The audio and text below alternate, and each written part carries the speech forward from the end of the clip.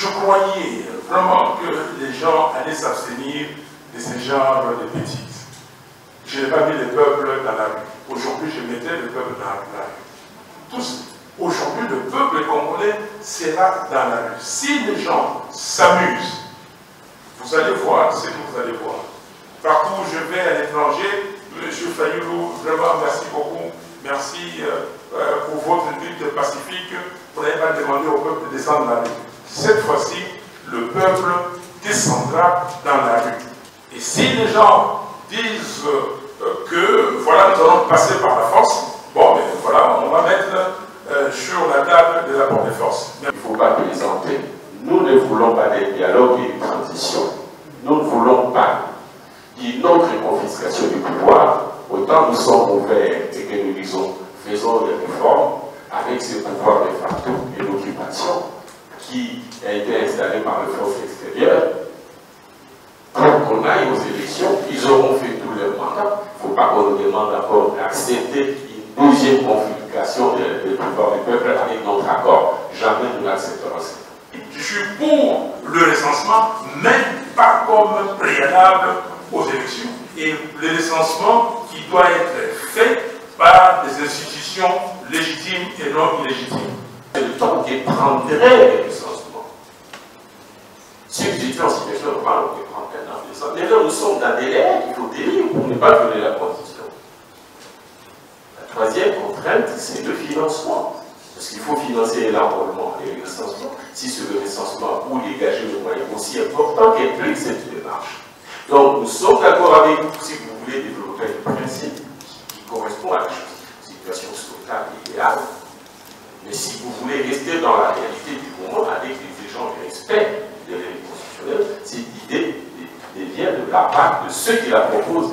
Pardonnez-moi de dire assez stupide, parce que déjà, ils ne se donnent pas, puisqu'ils sont au pouvoir, l'obligation de nous dire combien ça coûterait, où est l'argent et combien ils en ont déjà dans l'escarcelle de l'État et combien ils ont donné à l'ONU qui n'attend que ça. On doit se dire, dans quel environnement de confiance, est-ce que c'est un environnement de confiance ou d'affrontement que nous allons faire des élections? Est-ce que dans un environnement de cohésion nationale que nous allons faire des élections? Donc on ne peut pas, comme on a fait au Tchad, qu'une grande partie de la population ne va pas aux élections. Et tout ça, on ne peut pas accepter ça. Est-ce que vous trouvez normal qu'aujourd'hui, le pays ait un budget de 3 milliards et 3 milliards et demi en mobilisation ou en réalisation? Non, parce qu'on a un pouvoir illégitime qui n'est pas en connexion avec le peuple.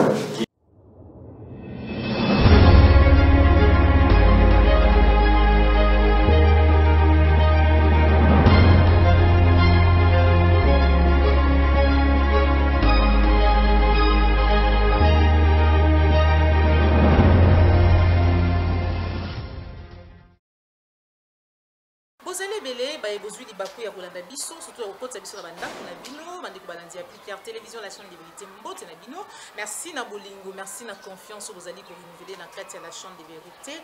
Yangonde chaque jour au maman Joël combina se présente à Liboso na bino na senga kabino et vous continuer pour s'abonner massivement pour n'a pas rater actualité politique et sociale et pays mamaignon sur les alliés qui préoccupés vie sociale, politique, santé à population congolaise. Voilà, le autre vous allez lipai au wap vous allez comme on a déjà présence et maman Joël et le mon équipe à Piscar Télévision, lipai wapi mon mboka Martin Fayoulou na Adolphe Muzito bazali bongo ba coordonnateur topé ya ba leader ya la muka ba bengisaki bana mboka po ete ba pesa makanisi na bango ba proposition na bango na maetali réforme ya auto bengi seni ezali lingomba o ekomimaka biso na maponami mais kasi moko lelo ba kotala ba kopesa ba proposition na bango si organisation pe fonctionnement ya seni mais kasi na kati ya mokolo lelo na masolo o ebetami topé ko beta makawa tokozwa réaction ya mwana mboka Martin Fayoulou, pe réaction ya mwana mboka Adolphe Muzito na ba déclaration ya bandeko ya IDPS au premièrement basili ko yebisa ba congolais ete sengeli d'abord recensement et salama pour être tokende sima na maponami mais deuxièmement tokolobela déclaration outa kosala malobi kotalisa ete na maunion ezali koleka mikolo en rapport na mapona misengeli badepute to mpe baparlementaire bayeba ete 2 ans to mpe mibu mibale euti koleka oyo ezali bongo mibu ezali na responsabilité ya Joseph Kabila, ancien président de la République, et si il faut comptabiliser to mpe kobanda kolobela mandat ya mwana mboka Félix Antoine Tshisekedi esengeli ebanda na ngonga to mpe na moment oyo ye amime premier ministre na kombo ya Sam Lukonde. Toyoka réaction ya mwana mboka Martin Fayulu Madidi. On se retrouve tout à l'heure. J'ai honte que ces propos viennent des cadres d'un parti historique qui a lutté pour un état de droit. Moi j'ai des origines politiques. Je suis né dans un parti comme l'UDPS, à savoir l'IPALU. Nous avons lutté pour un état de droit. Qu'on mette sur la même balance la problématique des recensements et la problématique de la date constitutionnelle des élections prochaines. Parce que le glissement, c'est la violation de la loi. Bon, on peut dire que les autres ont glissé, pourquoi pas? Pourquoi pas vous? Parce que vous avez défendu l'état de droit. Et nous, avec le peuple, nous n'acceptons plus ces glissements. Parce que les glissements égarent l'auto-droit de notre mandat. Après, c'est lui qui vient de la violation de la Constitution. Nous n'accepterons pas. Maintenant, qu'ils disent cela, très bien, prenons par hypothèse diabolique et qu'on accepte ça. Mais ils ne nous disent pas, ça prendra combien de temps, combien ça coûte, est-ce qu'ils en ont les moyens et ça partira des quand. Ils n'ont pas réfléchi à cela. Ils auraient pu venir avec des propositions pour montrer les avantages et les inconvénients d'une telle option comparée à celle de l'enrôlement ou plus ou moins de construire des compléments pour améliorer le fichier électoral. Non, c'est irresponsable. Ça montre que nous ne sommes pas sérieux comme peuple, et je suis désolé, heureusement qu'il s'agit d'un parti politique, pas de tout un peuple. Merci. Vous savez comment il a été construit. Si de fait nous acceptons qu'il existe, on va trouver les accommodations. Mais la configuration ne peut en aucun cas être celle de ces parlements. Parce que j'ai déjà appris, j'ai vu que les gens sont excités. Ah oui, elle a déposé une proposition de loi. Non. Ça va, et c'est pour ça que j'ai cité le professeur Bob Caron. Nous devons, entre parties prenantes, nous mettre ensemble, discuter. Et dès que nous avons discuté, tout est arrangé, comme le Premier ministre vient de vous dire. C'est une proposition. Il y a des gens qui peuvent amener des améliorations et puis nous aurons un document final entre parties prenantes.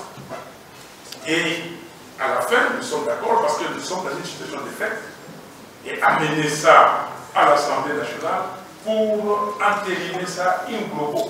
Exactement, et vous le savez, vous étiez présents, quand nous nous sommes réunis au dialogue organisé par la conférence épiscopale nationale du Congo, fin 2016, nous nous sommes réunis en politique. Et en politique, il était question que ce que nous nous sommes convenus, qu'on amène ça à l'Assemblée nationale pour entériner. Donc, il n'y a pas de souci. Et aussi, n'oubliez pas le peuple. Aujourd'hui, le peuple congolais est réveillé. Le peuple congolais ne laissera pas des politiques véreux, ou comme disaient les jeunes Igengo, des politiciens escrocs, aller, prendre les devants. Comment vous comprenez qu'un député, un sénateur, 2 sénateurs, 10 sénateurs, des sénateurs, on le trouve dans les toilettes du palais du peuple en train de se faire acheter par des candidats. Est-ce que vous trouvez ça normal? Merci. Sur le mécanisme pour ramener les autres. Et je vous ai dit tout à l'heure que la démocratie, c'est aussi la manière de gérer intelligemment et pacifiquement nos désaccords. Donc, je crois que s'il y a des hommes et des femmes de bonne volonté, nous pouvons arriver. Et les pères spirituels sont là. Je crois que chacun doit mettre du sien pour les politiques, hommes et femmes, mettent de l'eau dans leur vin et pour qu'on aille bien avant. Et sinon, deuxième question, qu'est-ce que vous allez faire? Aujourd'hui, je vous avais répondu à l'époque que je croyais vraiment que les gens allaient s'abstenir de ce genre de bêtises. Je n'ai pas mis le peuple dans la rue. Aujourd'hui, je mettrai le peuple dans la rue. Tous, aujourd'hui, le peuple congolais sera dans la rue. Si les gens s'amusent, vous allez voir ce que vous allez voir. Si les gens s'amusent aujourd'hui, vous allez voir ce que vous allez voir. Je ne suis plus là pour dire, ah oui, on vient de dire, partout où je vais à l'étranger, M. Fayoulou, vraiment merci beaucoup. Merci pour votre lutte pacifique. Vous n'avez pas demandé au peuple de descendre dans la rue. Cette fois-ci, le peuple descendra dans la rue. Et le peuple n'est pas prêt. Le peuple n'est pas prêt pour que parce que le peuple n'a pas confiance au Parlement. Et si les gens disent que voilà, nous allons passer par la force, bon, mais voilà, on va mettre sur la table de rapport de force. Merci. Qui sont ici, à savoir de force vive de la nation. Nous ferons toutes les pressions nécessaires pour amener ceux-là à aller vers le peuple avec les groupes que c'est lui s'y tranche. Il s'agit de la guerre du peuple face à ses oppresseurs. Il ne s'agit pas d'un clivage entre eux et nous. Ce serait même nous faire honneur. Nous sommes trop petits pour que nous l'incarnons dans cette aspiration. Ce peuple-là, il veut du changement. Voilà les clivages. Et ne représente pas les changements. Donc nous demandons au peuple de porter très haut, très fort ses revendications. Et pour cela, il sera soutenu à l'intérieur comme à l'extérieur du pays. À cause des finances. Maintenant, avec la structure que vous proposez de 23 membres, des commissions, de vue financement, dans un pays où les budgets de l'État, nous savons déjà que faire une année dans une structure. On doit rendre les votes obligatoires. Peut-être vous amenez cette proposition-là en disant que les votes obligatoires, donc toute personne doit voter et qu'on n'a pas besoin d'enrôlement les jours de vote. Il vient, il montre ses documents et puis il vote. On peut aller dans ce sens-là. C'est une proposition que vous pouvez mettre là-dedans. Mais je reviens encore sur le recensement. Je suis totalement d'accord avec vous qu'un député représente une fraction de la population. Mais qu'allez-vous répondre? J'ai encore vu beaucoup de compatriotes toute cette semaine, du Sud-Kivu, du Nord-Kivu, des Litouries, qui disent que ne vous amusez pas à nous amener les recensements ici. Comment allez-vous répondre à ces concitoyens? Parce que Kinshasa n'est pas le Congo. Que vous pouvez avoir. Donc il y a des gens qui vivent avec des situations extrêmement difficiles, de voisinage. Comment vous allez empêcher ces, les autres qui ne sont pas congolais de venir s'enregistrer, s'enrôler? Enfin, disons, c'est fait recenser et ils sont recensés comme congolais. Ils ont des cartes d'identité. Mais je suis d'accord avec vous. C'est pour cela qu'il faut commencer cette action. Cette mesure, c'est une mesure provisoire. Et ça a été provisoire, c'est comme ça que Martine Kobler disait, donner à cette population les vrais, fichiers électoraux. Si nous avons un bon fichier électoral, si nous disons toutes choses restant égales par ailleurs, ça veut dire que nous avons la proportion. Et ça serait au prorata. Donc, cette population, si on ne fait pas, on dit que non, comme la fois passée, le Congo central, on a dit seulement 34% de la population qui a été enrôlée. Kinshasa, moins de 40%. Mais on a gonflé les chiffres. Au Sambourou, sur 222 200 000 personnes qui vivaient en ce moment, on a enrôlé 2 20 000 personnes. Pour finir avec 1 100 000. On a l'étranger, plus d'1 million. Mais, et j'aimais aussi quiconque au défi, parlons des élections de 2018. Monsieur l'abbé, Parlons des élections de 2018, Dr Sonji. Si M. Nanga ne s'était pas interposé pour fabriquer des résultats, on ne serait pas là. Le peuple congolais, ce n'est pas le peuple. Le peuple congolais s'est donné de la peine pour aller voter. À voter, c'est pour ça que nous parlons de la vérité des choses. Si la vérité des jeunes s'était exercée, et vous l'avez vu, que la CENCO a donné des résultats, vous l'avez vu, le serveur de la CENI a donné des résultats, mais si certains compatriotes n'avaient pas trahi les Congolais, on ne serait pas là. On ne parlerait pas des élections truquées et tout ça. On aurait déjà eu une situation qui commence à se normaliser. Donc, au lieu de chercher des complications, moi j'ai appris, quand vous avez une équation mathématique ou n'importe quelle équation, mais il faut d'abord la simplifier. Donc, le système aujourd'hui, simplifions, entrons dans le système normal et après, nous aurons le recensement. On ne dit pas que le recensement, nous sommes contre le premier. Je vous ai parlé de l'INSEE ici. Moi, le premier, je suis pour le recensement, mais pas comme préalable aux élections. Et le recensement qui doit être fait par des institutions légitimes et non illégitimes. Faire la différence entre les principes et la réalité devant laquelle nous sommes. Les principes en situation normale, institutions démocratiques, situation stable du pays, etc., sans tout ce que nous avons à l'est du pays, l'évasion de notre territoire, c'est ça le principe. Les choses sont faisables. Mais ça, c'est le principe. La réalité, c'est quoi? C'est que nous sommes devant une triple contrainte. La première contrainte, c'est le temps. D'abord, la Constitution qui nous fixe un délai. À moins que vous pensez qu'on peut contrebalancer la date de la Constitution par l'organisation de recensement et dire à la Constitution, tu restes là, on s'en fout. Et toi, l'administration exige la transparence, il faut le recensement. Ça, c'est la première contrainte. La deuxième contrainte, par rapport à celle-là, c'est le temps qui prendrait le recensement. Si vous étiez en situation normale, on peut prendre 1 an, 2 ans. Mais là, nous sommes dans des délais qu'il faut tenir pour ne pas violer la Constitution. La troisième contrainte, c'est le financement. Parce qu'il faut financer l'enrôlement et le recensement. Si c'est le recensement ou dégager le moyen aussi important qu'implique cette démarche. Donc, nous sommes d'accord avec vous si vous voulez développer un principe qui correspond à la situation souhaitable et idéale.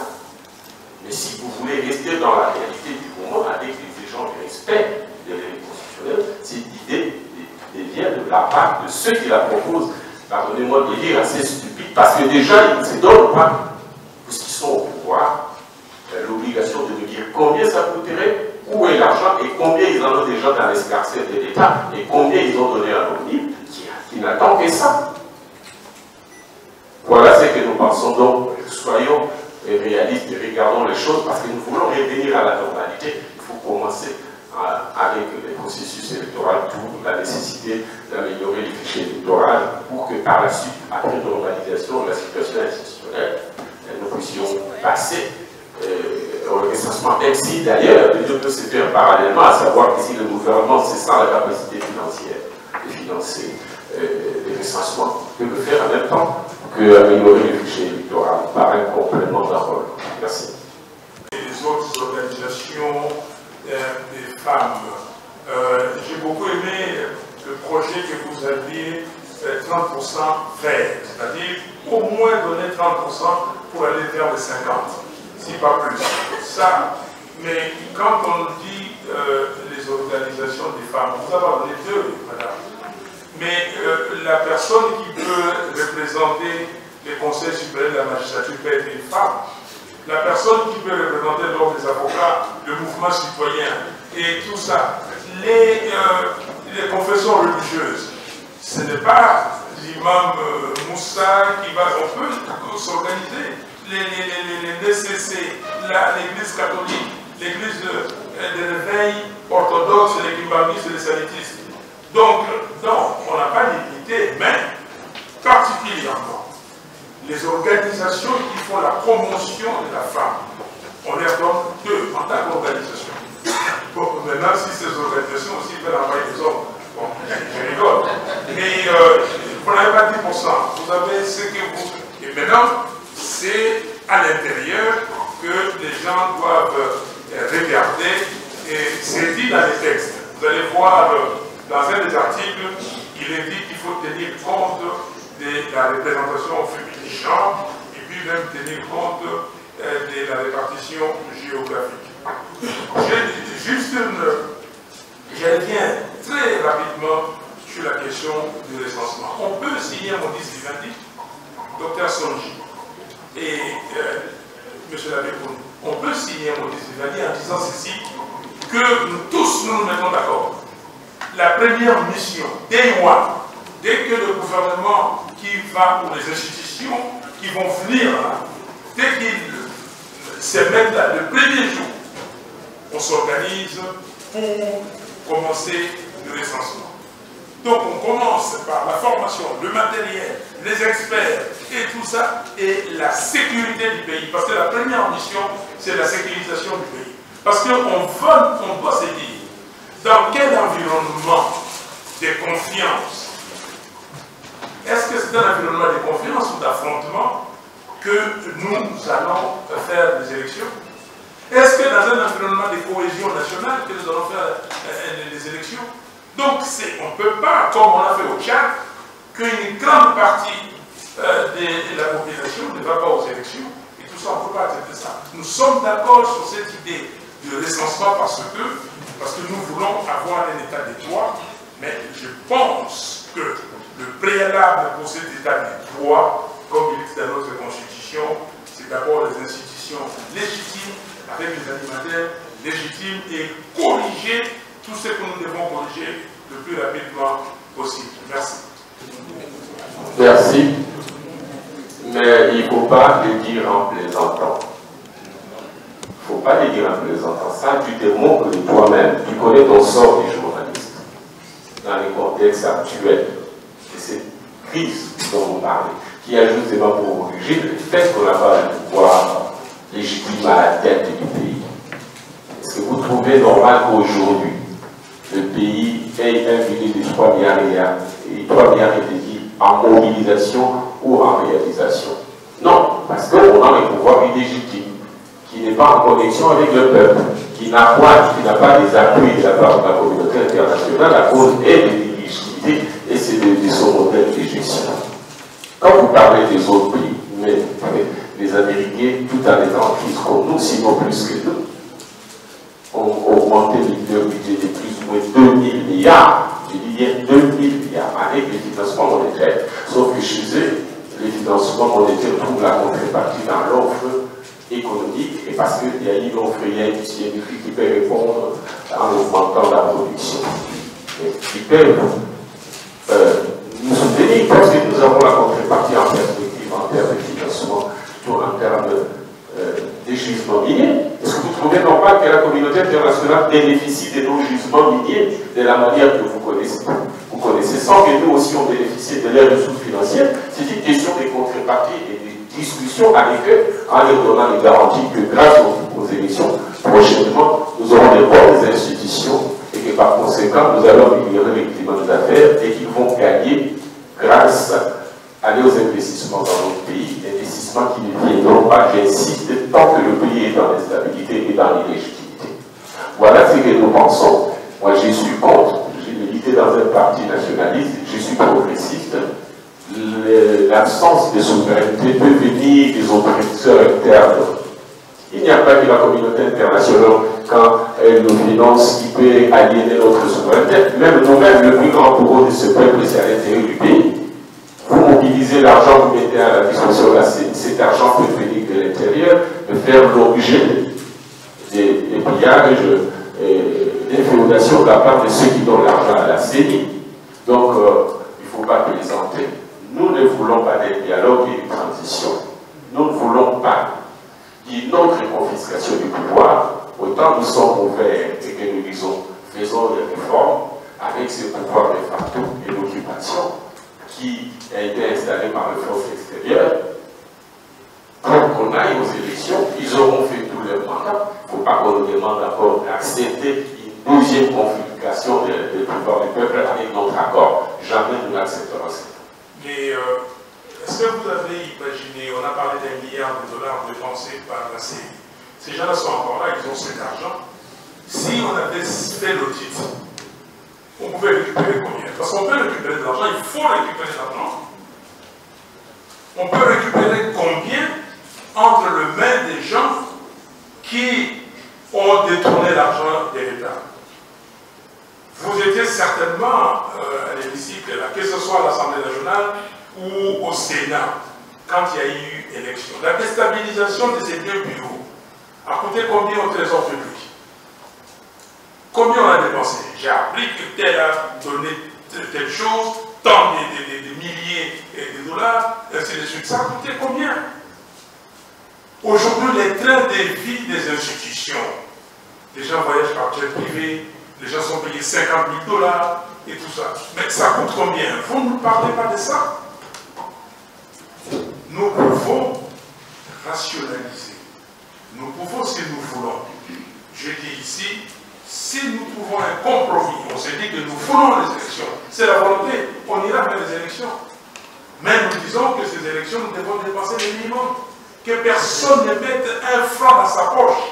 Si vous dites déjà ça, mais aujourd'hui, vous avez réduit 50% de ce qui a coûté les élections la fois passée. On ne peut pas attendre, parce que la Constitution n'a prévu nulle part d'attendre. Ce qui s'est passé en 2016, c'était quelque chose qui est venu, et finalement, nous avons dit aux évêques de la Cinco, quand ils nous ont convoqués en novembre 2016, on a dit, mais pourquoi seulement maintenant? Pourquoi seulement maintenant? Pourquoi on n'a pas fait avant? Et là, nous avons presque 3 ans devant nous, il faut le faire maintenant. Dans tout ce que nous faisons ici, dans ces réformes, nous avons déjà mis les calendriers.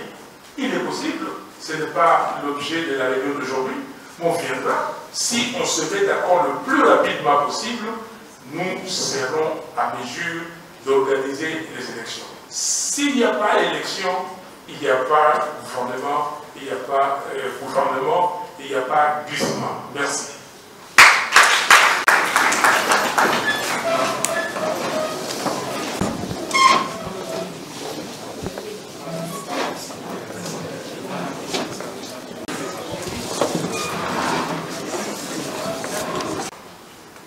La CENI aujourd'hui est pléthorique, plus pléthorique que ce que nous nous proposons. Aujourd'hui, les bureaux, regardez les bureaux du président, les cabinets du président, combien de membres? Les cabinets des membres du bureau, combien de membres? C'est pléthorique. Mais là, nous prenons un cabinet qui est collégial, un bureau où les gens, peut-être, comme on dit dans les assemblées provinciales ou dans les règlements intérieurs de l'Assemblée nationale ou du Sénat, le président a droit à un cabinet de 7 personnes, et ainsi de suite. Donc, nous avons un cabinet, on va réduire de plus de moitié l'effectif actuel de la CENI. Si de ça que vous parlez, la réponse est là. La configuration actuelle fait appel à peu des membres payés par la CENI. La configuration actuelle engage des réductions des coûts parce qu'on ne va pas utiliser l'argent de la CENI pour corrompre les politiciens. On ne va pas utiliser l'argent de la CENI pour s'acheter des maisons à la Gombe ou en Afrique du Sud ou à l'étranger. Non. Donc, les indemnités, ou je ne sais pas comment vous les appelez, les émoluments des membres de la CENI seront connus de tout le monde. Nous sommes le seul pays où on ne sait pas ce que le président de la République touche. Nous sommes le seul pays où on ne sait pas ce que le président de l'Assemblée nationale, le président du Sénat touche. Nous sommes dans un pays où on dit que non, venez, qu'il faut vous nous donner de l'argent pour corrompre les membres parce que je vais être le président du Sénat ou je ne sais quoi, ou membre du bureau, parce que là-bas je vais toucher 50 000 $ par mois. 50 000 $. Vous avez vu dans quelle institution au monde, aujourd'hui, même dans les pays le plus riches du monde, où l'animateur principal touche 50 000 $. Ça existe. Donc, vous pouvez déjà réduire les coûts à partir de ces moments, à partir de ces niveaux. Qu'est-ce qui est alloué à chaque membre? Il est là, il va, il dit que je vais vivre correctement, j'ai besoin d'aller au bureau et de travailler, j'ai, comment dire, la garantie d'assurance médicale, et ainsi de suite. Mais on ne va pas là-bas pour devenir riche. Si vous voulez devenir riche, allez faire du commerce, créer des entreprises, faites des startups. Donc, pour ça, à ce niveau-là, notre proposition a tenu compte des réductions de coûts. Dernière question, les 3 mois de rotation. Nous voulons être effectifs. Ça s'applique ailleurs. Ça s'applique. En Suisse, la présidence est rotative. Et dans beaucoup de pays, dans des organisations internationales, mais si les choses sont faites correctement, où tout le monde participe, où il y a check and balance, les gens voient ce qui se passe. Vous prenez une décision collégialement. C'est juste comme si vous venez, vous mettez quelqu'un pour présider les réunions. Ce monsieur ou cette dame, c'est juste pour présider. Et tout se passe correctement. Donc, apprenons aussi à se départir de nos idées faites. Je me rappelle, dans ma société où je travaillais, et quand c'est arrivé, il y a plus de... Ce moment, cette affaire est arrivée il y a plus de 20 ans, on disait qu'on voulait fonctionnaliser. Aux États-Unis, en Europe, c'était déjà fonctionnalisé. Les Africains disaient, ah non, nous ici, il faut avoir un directeur général. Mais directeur général, pourquoi? On dit que vous êtes responsable d'un produit. Donc, il faut qu'on rentre dans le monde moderne. On ne va pas dire que voilà votre question, ici chez nous. Mais ici chez nous, on parle depuis 1960, rien n'a marché. Et cette fois-ci, il faut essayer de sortir des sentiers battus. Merci.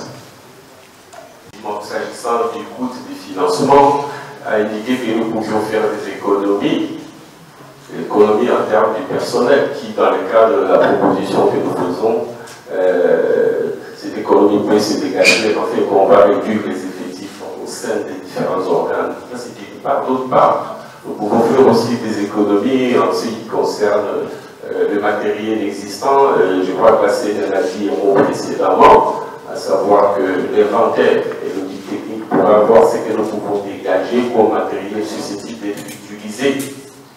À la suite de ces doubles économies, il y a maintenant ce qu'on peut dégager comme besoin de financement. D'une part, et les modes de financement. Je crois que, madame, vous avez insisté sur le mode de financement. D'où viendra l'argent avec un État en faillite, ça c'est évident. Nous venions de publier une tribune dans laquelle nous avons plus ou moins chiffré l'horizon des chiffres ou des besoins de financement en réglant le fait qu'il fallait un inventaire et l'auditeur. Si nous faisons ces deux économies-là, ce qui va rester, nos bailleurs de fonds, nos partenaires ont toujours été disposés de nous accompagner là-dessus. Donc on pourra envisager que si nous avions à 800 millions de dollars, 700 millions de dollars, l'État congolais peut participer pour 300, 400, quitte à ce qu'il dégage dès aujourd'hui, dans le cas des collectifs budgétaires admis, parce que j'imagine que le pouvoir actuel avec son gouvernement, avec son budget 2021, plutôt adopté par le Parlement sortant, entre guillemets, le bureau sortant, pouvait, dans le collectif, inscrire déjà et commencer des dépissements du tiers de la part qui reviendrait au gouvernement congolais, avec la possibilité de compléter ça avec les soutiens des partenaires extérieurs qui sont toujours là et qui veulent bien nous accompagner. Donc l'argent est là et nos partenaires ont besoin aussi que le Congo avance parce que cet échange en termes de coopération, un Congo qui se porte bien, c'est aussi un partenariat donnant-donnant, gagnant qui va s'installer. Ils ne seront pas, il ne faut pas faire la fine bouche pour nous aider parce qu'ils ont démontré par le passé que à nous accompagner, nous avons pu faire des contributions par le passé. Relativement. Merci. Je ne sais pas si les gens savent ce que c'est que le recensement. Quand j'étais étudiant, je travaillais de temps en temps, j'allais à l'INSEE, l'Institut national des études des statistiques économiques. Vous savez faire des recensements. Est-ce que vous avez aujourd'hui les capacités? On dit qu'on a donné. Emmanuel, est-ce que vous vous rappelez que la semaine du 19 au 26 janvier 2015, j'ai conduit une manifestation ici. Et on s'est retrouvé à la résidence de l'ambassadeur de France, où tous les ambassadeurs étaient là, y compris celui des États-Unis, pour nous dire arrêter la population. Parce que la population a dit non, le recensement ne peut pas constituer un préalable pour les élections. J'entends des gens dire qu'on peut faire le recensement dans un an. Qui vous dit ça dans un pays de plus de 2 300 000 km², dans un pays où vous avez l'insécurité? Comment vous allez aller recenser les gens à Bouchou? Comment vous allez aller recenser des gens dans certaines contrées de l'Itourie? Et vous allez recenser qui? Dites-moi, Emmanuel, qu'est-ce que vous aurez au niveau du recensement, l'élément essentiel que vous n'avez pas avec l'enrôlement des électeurs? Quel est le plus que le recensement va donner? On dit que va savoir qui est congolais et qui ne l'est pas. Mais le recensement, qu'est-ce qui fera que vous sachiez, vous appréhendez tout le monde qui vient et vous dites qu'il est congolais? Et que vous ne pourrez pas, cette technique-là, l'adapter pour l'enrôlement des électeurs. L'ancien représentant du secrétaire général des Nations Unies ici, Martin Kobler, disait que, je dis, nous, communauté internationale, si nous avons quelque chose à léguer à ces peuples-ci, d'abord un bon fichier électoral. Je m'inquiète comme au défi qu'ils me disent qu'il est capable, ici au Congo, de faire un bon recensement en moins de 5 ans. Mais quiconque au défi. Quel est l'Institut national de la statistique, le ministère du plan? Est-ce qu'ils ont des techniciens? Mais est-ce qu'ils ont aujourd'hui des gens capables pour larguer sur toute l'étendue de la République, faire des recensements, c'est-à-dire compter les gens des 0 à 100, je ne sais pas combien d'années, compter tout le monde. Et quand vous avez terminé les recensements, qu'est-ce que vous faites? Parce que les recensements, dans le pays, comme le pays africain, comme la Côte d'Ivoire, on fait les recensements, ils ont des cartes d'identité. Mais après la carte d'identité, qu'est-ce qu'il faut? Vous devez vous inscrire sur les listes électorales. Donc, normalement. Et maintenant, Madame, tout à l'heure, Efrazi avait parlé des finances. Les recensements vont vous coûter combien? Combien de millions? Combien de milliards? Le recensement. Non, je crois que c'est une fuite en avant. Nous étions tous avec ceux qui, aujourd'hui, réclament les recensements parce qu'ils veulent glisser. Et nous avons manifesté, et je le répète, la semaine du 15 du 19 au 26 janvier 2015 pour dire qu'il est nullement question d'imposer comme préalable aux élections des recensements. Et d'ailleurs, heureusement, c'est le président Kémo Londo, qui était président du Sénat, qui a calmé la population. Et j'ai dit non, que le peuple congolais comprenne aujourd'hui que le recensement, nous avons besoin de recensement parce qu'on a besoin de beaucoup de choses, mais nous devons avoir d'abord un gouvernement légitime, des institutions légitimes avec des animateurs légitimes. Mais j'ai posé la question à mes compatriotes, à nos compatriotes de l'Est. Mais aucun compatriote de l'Est ne veut le recensement. Vous avez toute la bande là-bas, les Burundais, les Ougandais, les Rwandais vont venir se faire enregistrer. Ils ont une carte d'identité, ils sont congolais. Comment vous allez parler ça?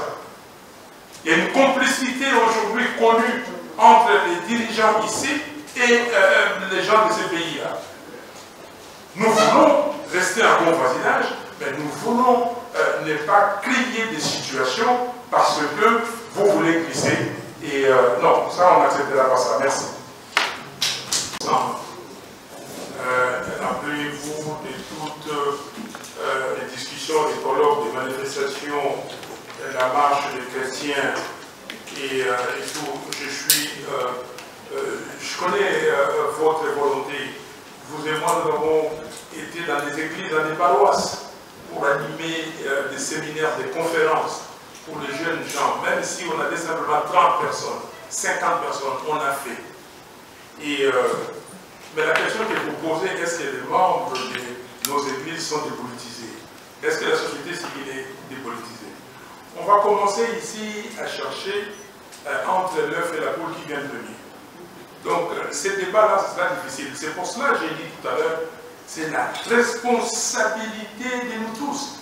Sinon, on ne sortira pas de ces traquenards. Nous sommes pris dans un piège. Vous posez la question, à quoi servent les élections? Mais c'est un piège à compte. Bon, maintenant, est-ce qu'on a trouvé un autre système, une autre solution pour accéder au pouvoir? Quel est le mode de dévolution du pouvoir? En tout cas, notre Constitution dit que c'est par les élections.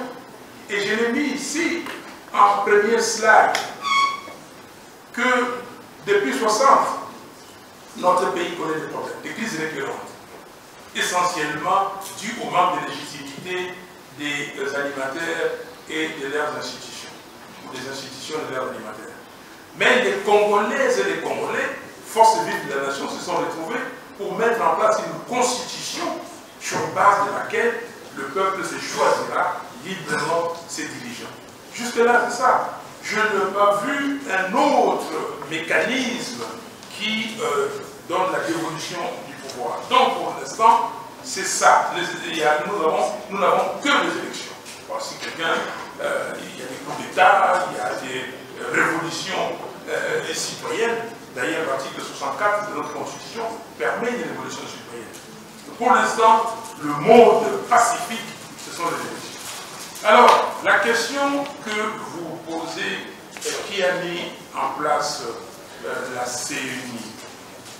Vous le savez, mais la CNI, ce n'est pas une particularité de notre pays.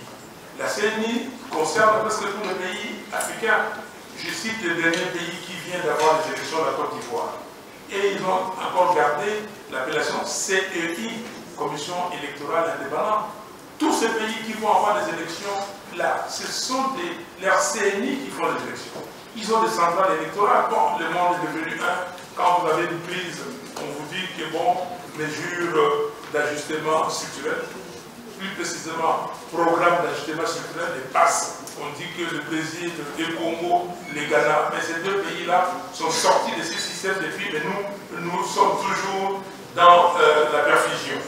Et mais maintenant, la question des élections, la question de la CENI, mais toutes ces questions, M. Labbé, que vous posez, ces questions de notre maturité, la maturité du peuple congolais, la responsabilité du peuple congolais, de votre dignité. Est-ce que vous êtes digne que vous allez dans un pays, qu'on vous dise que non, mais est-ce qu'on a appris là-bas chez vous que les parlementaires se sont fait acheter comme des petits-enfants? Est-ce que vous êtes content? Et vous êtes avec eux? Mais maintenant, c'est une question qui doit être, nous tous, nous devons nous la poser pour dire maintenant, comment changer les paradigmes? Comment sortir des sentiers battus? Comment dire que nous sommes citoyens quand Lumumba a parlé? Qu'est-ce qu'il nous a dit? Si Lumumba, Kassavou, Kouénékima, ou tous revenaient ici aujourd'hui, ils seront contents de nous. Même les Mobutu qui sont nés, qui sont morts, même les, comment dire, Mouzé Kabila, est-ce qu'ils seront contents? Et donc nous sommes là. Pourquoi nous occupons cet espace? On occupe inutilement. Donc notre maturité, notre responsabilité à chacun de nous est, comment dire, requise. La CNI, alors si ça a été inventé parce que nous, Africains, nous sommes faibles, nous devons nous révolter, ça, mais révolter comment? Montrer de quoi vous êtes capable. Moi, si on me dit que je ne suis pas capable, je vais dire que peut-être merci, j'ai dit oui. Mais je vais montrer dans l'action de quoi je suis capable. Nous avons fait la proposition de sortir des crises. On a essayé de parler à tout le monde et tout. On nous a dit que, voilà, écoutez, vous dites. Aujourd'hui, nous vous montrons que nous sommes capables de dévoiler ces propositions. Voici un élément, la loi portant organisation et fonctionnement de la CENI. Donc, nous, Africains, nous, Congolais, montrons de quoi nous sommes capables, révoltons-nous par l'action positive.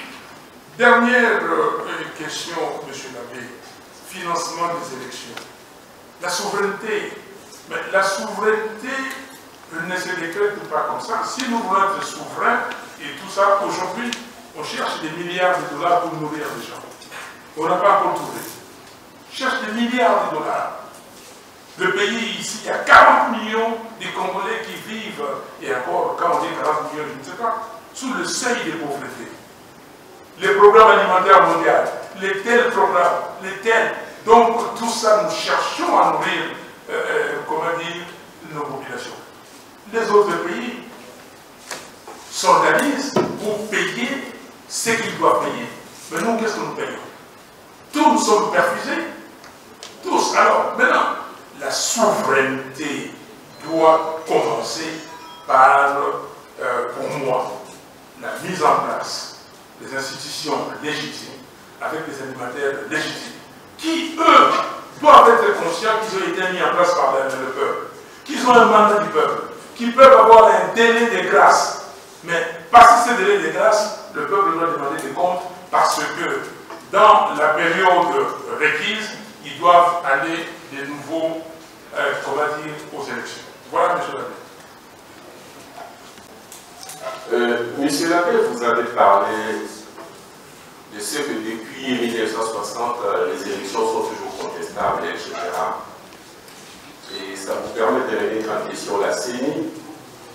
Et vous avez raison. Mais seulement, on a expérimenté les deux scénarios, à savoir élection organisée par l'administration, élection organisée par la CENI. À chaque fois, ça n'allait pas. Donc, ce n'est pas l'organe organisant les élections qui pose problème, c'est le système, globalement. Il faut travailler sur le système. Mais travailler sur le système, ça ne se décrète pas. C'est un processus historique. Même les vieilles démocraties actuelles qui se sont développées sont passées, ont appris en se trompant. C'est dommage que les disent comme ça.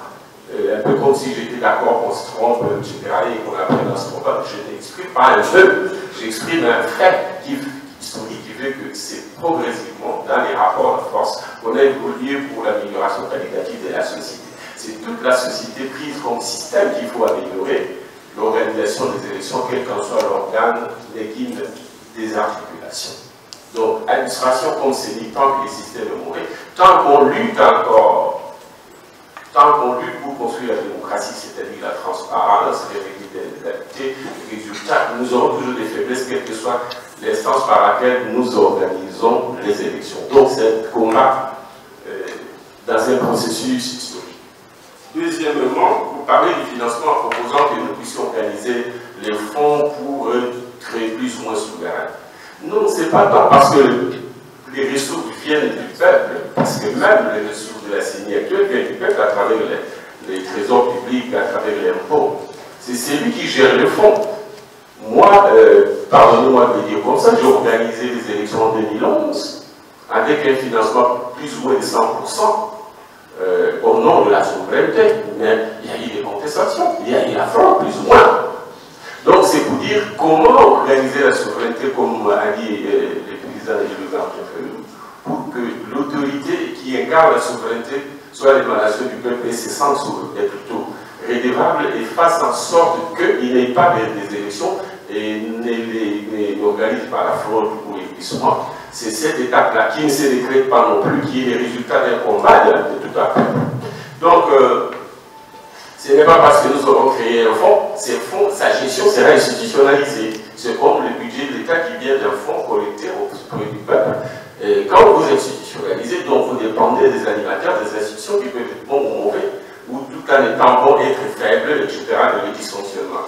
Voilà donc, tout en vous encourageant dans cette démarche critique, je vous demande que nous prenions acte que nous devons évoluer grâce justement à ces discussions. Quelquefois, des discussions intellectuelles, quelquefois, ça pourrait être violent, et les vieilles civilisations sont aussi la contrepartie de la violence. Je pense qu'il y a des guerres qu'on n'a pas encore faites. Merci. Voilà, Bande Koualandi, Appliquer Télévision, la chaîne qui vous informe en temps réel, la chaîne des vérités, Zalaki Bongo.